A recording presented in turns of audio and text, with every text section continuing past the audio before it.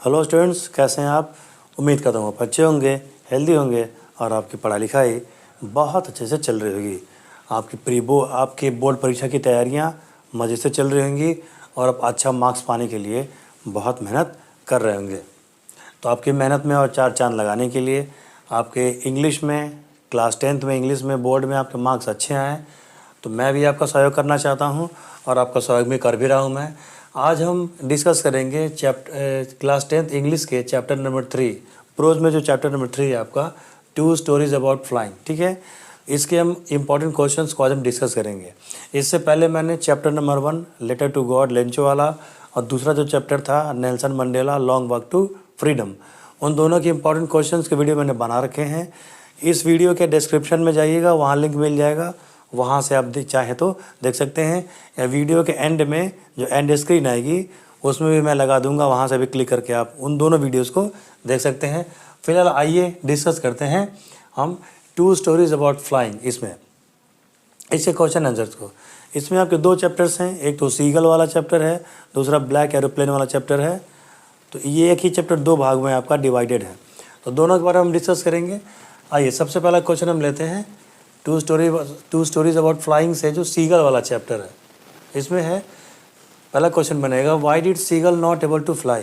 Seagull जो है कि उड़ने से उड़ क्यों नहीं पाता था। इस क्वेश्चन को और किस तरीके से पूछा जा सकता है, लैंग्वेज बदल के। तो why did seagull not take his first flight, seagull अपने पहली उड़ान जो है कि क्यों नहीं ले पाया, या व्हाट डिड हिज, ठीक है, ये दोनों हो गए। या इस क्वेश्चन के एक और प्रकार से पूछा जा सकता है, why did seagull afraid to take his first flight. Seagull अपनी पहली उड़ान लेने में, पहली बार उड़ने में डर का अनुभव क्यों कर रहा था या डर क्यों रहा था। तो सीधी सी बात है, इन सब का आंसर क्या हो जाएगा। एक ही क्वेश्चन को 3 तरीके से घुमा के पूछ सकता है।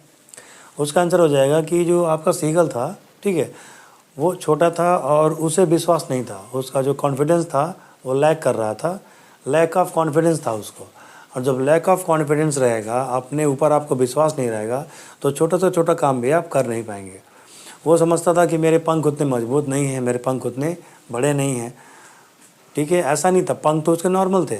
उसके जो छोटे भाई बहन थे वो उड़ रहे थे, वो नहीं उड़ पा रहा था क्योंकि उसे कॉन्फिडेंस अपने आप पे नहीं था, ठीक है। अंदर से उसको डर था, तो फियर था और लैक ऑफ कॉन्फिडेंस था। फियर और लैक ऑफ कॉन्फिडेंस, ये दोनों चीज़ें होने के नाते डर भी था उसको और कॉन्फिडेंस में कमी भी थी, इसके नाते वो उड़ नहीं पा रहा था।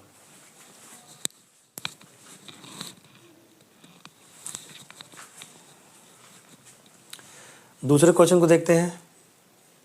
तो what did his mother do to make him fly, उसकी माँ ने उसकी उड़ान को, पहली उड़ान को सफल बनाने के लिए क्या किया।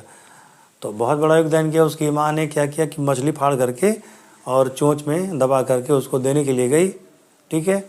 तो इस पर वो था, उस पर ये था। तो जब उसके और उड़ी हो तो उसको लगा कि मेरे चोंच में, मुंह में वो पकड़ा देगी, लेकिन कुछ दूरी पर वो रुक गई और वो जो है कि मछली का टुकड़ा लेने के लिए छलांग लगा चुका था। छलांग लगाया और नीचे गहराई में समुद्र में गिरने लगा। जब नीचे गिरने लगा तो हवा के प्रेशर से उसके पंख खुल गए, और जब पंख उसके खुल गए तो हवा में वो टंग गया और धीरे धीरे उड़ने का मज़ा वो लेने लगा। उसके बाद से एक और उसका क्या है, why did father and mother seagull, ठीक है, father and mother seagull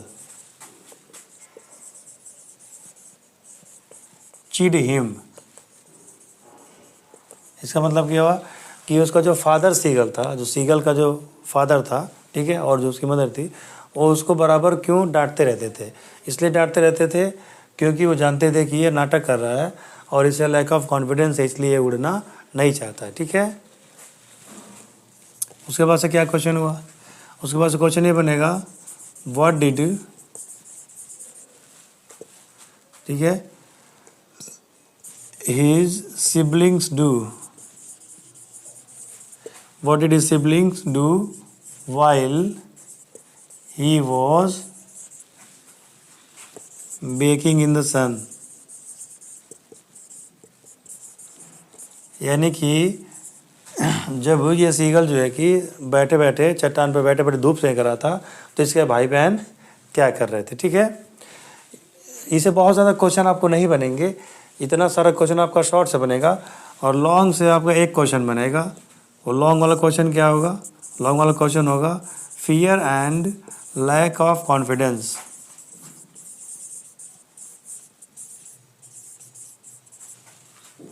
Fear and lack of confidence can be hurdle in a successful work.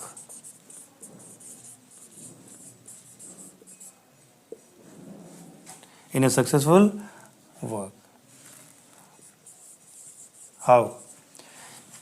अब कहानी को आधार बना के क्वेश्चन पूछ सकता है कि डर और लैक ऑफ कॉन्फिडेंस, ठीक है, कॉन्फिडेंस की कमी और जो डर था, ये सक्सेसफुल वर्क नहीं होने देते हैं, किसी काम में सफलता आप प्राप्त नहीं कर सकते हैं। तो सक्सेसफुल वर्क करने के लिए आपको क्या करना पड़ेगा?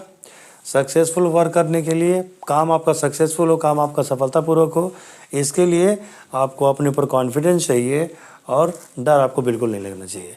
डर के आप कोई काम करेंगे तो गलती आपसे हो सकती है। निडर होकर काम करिए और लैक ऑफ कॉन्फिडेंस से आप काम करिए।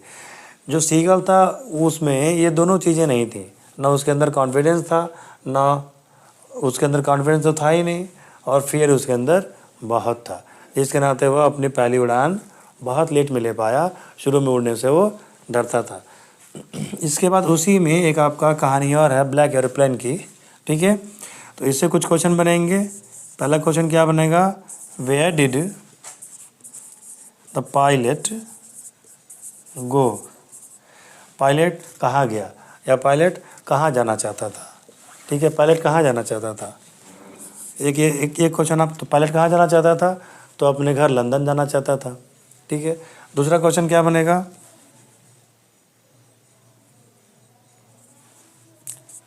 From where the pilot was coming. ये 1 मार्क के लिए भी आपका इम्पॉर्टेंट है, जो ऑब्जेक्टिव क्वेश्चन बनाएगा, ठीक है, उन सभी के लिए आएगा। ये सभी क्वेश्चंस को वो ऑब्जेक्टिव में भी डाल के बना सकता है, इसको तो बनाएगा ही बनाएगा। From where the pilot was coming, pilot कहाँ से आ रहा था? तो पायलट कहाँ से आ रहा था? पेरिस से आ रहा था। पायलट फ्रांस से आ रहा था और लंदन को जा रहा था, ठीक है। उसके बाद से एक आपका और क्वेश्चन बनेगा कि पायलट जो है कि कौन सा प्लेन उड़ा रहा था? तो ओल्ड डेकोटा प्लेन वो उड़ा रहा था। उसका आंसर क्या हो जाएगा? Old Dakota plane, DS Dakota plane उड़ा रहा था, ठीक है। और उसके बाद से एक क्वेश्चन क्या बनेगा? Why did he contact Paris control room, ठीक है। जब रास्ते में आ रहा था तो उसने पेरिस के कंट्रोल रूम को संपर्क क्यों किया? तो पेरिस के कंट्रोल रूम को संपर्क इसलिए किया क्योंकि वो प्लेन उड़ा रहा था और उसको रास्ता क्लियर है कि नहीं, लोकेशन की जानकारी लेने के लिए, ठीक है। जो एयर ट्रैफिक कंट्रोल होता है, ATC एयर ट्रैफिक कंट्रोल जो होता है, ट्रैफिक क्लियर है कि नहीं, रास्ता क्लियर है कि नहीं, वो प्रोटोकॉल होता है, सबको पालन करना पड़ता है। इसलिए उसने पेरिस कंट्रोल रूम को संपर्क किया कि मैं इस जहाज़ को लेकर आ रहा हूँ, ठीक है, मेरा रास्ता क्लियर है कि नहीं, ठीक है। लैंड करने के, लैंडिंग्स के इंफॉर्मेशन को जानने के लिए उसने ये कंट्रोल रूम से संपर्क किया था कि मुझे लैंड करना है, ठीक है, तो चीज़ें सब कुछ मेरे अनुकूल है कि नहीं, इसके लिए वो उसने। अब ये पेज फिल हो गया है, मुझे डिलीट करना पड़ेगा, फिर से लिखना पड़ेगा। तो मैं कुछ देर के लिए साइड हो जाता हूँ, आप क्वेश्चन को नोट कर लीजिए या फिर आप स्क्रीनशॉट ले लीजिए, क्वेश्चन बाद में नोट कर लीजिएगा।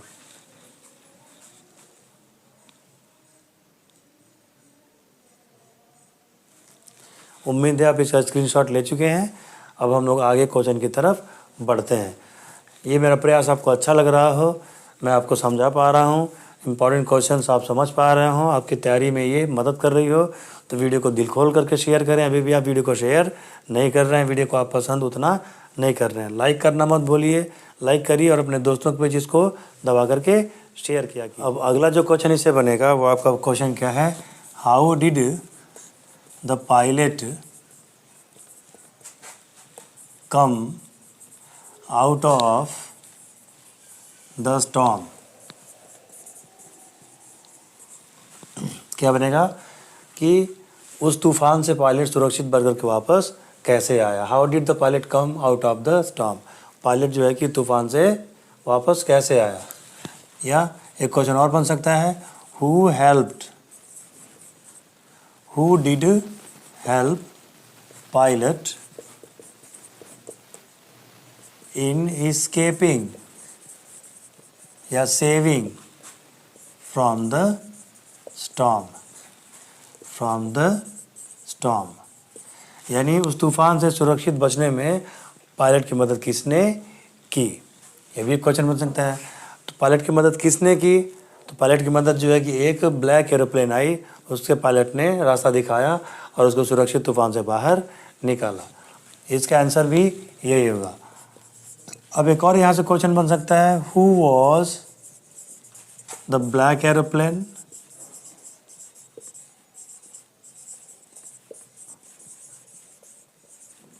and how did